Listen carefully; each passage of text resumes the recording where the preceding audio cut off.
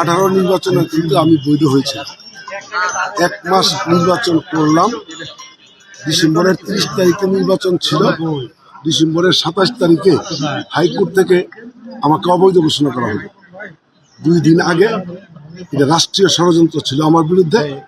শেষ পর্যন্ত আমি আর নির্বাচনে অংশগ্রহণ করতে পারলাম না। আপনারা এটাও জানেন, যদি আমি নির্বাচন করতে পারতাম তাহলে 18 সালেই কিন্তু আমি শিবপুর থেকে নির্বাচিত এমপি হতাম। এবছর এইমাত্র এই মুহূর্তে যাচাই বাছাইয়ের পরে আমার নমিনেশন বৈধ ঘোষণা হয়েছে। শুকরিয়া আদায় করি আল্লাহর কাছে। পাশাপাশি আপনাদের সকলের কাছে দোয়া, সহযোগিতা এবং ভোট প্রত্যাশা করি। আগামী যে ফেব্রুয়ারিতে নির্বাচন হচ্ছে, এই নির্বাচনে আপনি বিজয়ী হন, তাইলে শিবপুরবাসীর কোন কোন কাজগুলোকে অগ্রাধিকার দিয়ে কাজ শুরু করতে চান? হ্যাঁ, শিবপুর কিন্তু আপনারা জানেন, শিবপুরের উন্নয়ন হয়েছিল জাতীয়তাবাদী দল বিএনপি যখন রাষ্ট্রীয় ক্ষমতায় ছিল। বিএনপির মহাসচিব আব্দুল মান্নান মিয়া যখন ছিলেন তখন অনেক উন্নয়ন হয়েছে। যেই রাস্তাঘাট, ব্রিজ, কালভার্ট হয়েছিল, এই 17 বছরে কিন্তু এইগুলা মেরামত করে রাখার মতো কিন্তু ক্যাপাসিটি তারা করতে পারেনি। অনেক উন্নয়ন বাকি আছে। শুধু ব্রিজ, কালভার্ট, রাস্তাঘাট এই না, মানুষের জীবন মানের উন্নয়নের ব্যাপার আছে। পিছিয়ে পড়া মানুষ আছে, ঝরে পড়া মানুষ আছে, চিকিৎসার অভাব আছে, আমাদের বেকারত্বের সমস্যা আছে। সে কারণে কিন্তু আমি অনেকগুলি পদক্ষেপ নিয়েছি। আল্লাহ পাক যদি আমাকে নির্বাচিত করেন তাহলে শিবপুরের মানুষের জন্য প্রথমত আমি বেকার সমস্যা সমাধানের চেষ্টা করব।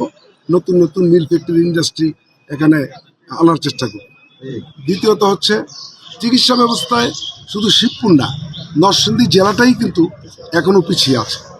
সে কারণে নরসিংদী এই মানুষের জন্য একটা মেডিকেল কলেজ করার জন্য সরকারিভাবে, এটা আমার অনেক বড় প্রত্যাশা। তারপরে দেখেন, আমার উপলব্ধি থেকে বলছি, ইন্ডিয়া থেকে আমেরিকা পর্যন্ত পৃথিবীটা ঘুরেছি। আমি দেখলাম একই কাজ করছে ইন্ডিয়ান একটা শ্রমিক আর একই কাজ করছে বাংলাদেশের একটা শ্রমিক। তারা যদি পায় 1 লক্ষ টাকা, বাংলাদেশের শ্রমিক পায় 50,000 টাকা। কারণ কি, ইন্ডিয়ান শ্রমিকটা কিন্তু ওইখান থেকে একটা ডিপ্লোমা ট্রেনিং নিয়ে হয়তো এই কাজের জন্য ওইখানে গেছে, আর বাংলাদেশে কিন্তু এটা হয় নাই, সে অজ্ঞ, এই কাজটা পারে না। সে কারণে আমার অন্তর থেকে বলছি, আমি এখানে শিবপুরে একটা vocational technical school and college যাতে করা যায়, যাতে করে এই রেভিডেন্স আমরা যে আজকে আসছে বাংলাদেশের ফার্স্ট প্রায়োরিটি কিন্তু এটার উপরে আমি আর একটু জোর দিতে চাই। তারপরে এই নরসিংদী জেলা শুধু কাপড়ের জন্য, কলার জন্যই বিখ্যাত না, সবজির জন্য কিন্তু বিখ্যাত। শিল্প সমৃদ্ধ নরসিংদী জেলা, এর কিন্তু 70% সবজি এই শিবপুর থেকে উৎপাদন হয়, ফল এবং সবজি। ঢাকা শহরের 70% সবজি কিন্তু নরসিংদী জেলা থেকে যায়। এই নরসিংদী জেলায় শিবপুরে একটা কোল্ড স্টোরেজ নেই। যদি একটা কোল্ড স্টোরেজ করা যায় তাহলে আমার মনে হয় এই কৃষকরা তার ন্যায্য মূল্যটা, উপযুক্ত মূল্যটা তারা পাবে। আমি একটা কোল্ড স্টোরেজ করার চেষ্টা করবো ইনশাআল্লাহ। ইতিমধ্যে সবাই আমার পক্ষে কাজ করছে। এটা কিন্তু জাতীয়তাবাদী দল বিএনপি, আমাদের নেতা কিন্তু জনাব তারেক রহমান সাহেব, ওনার নেতৃত্বে কিন্তু আমরা ঐক্যবদ্ধ।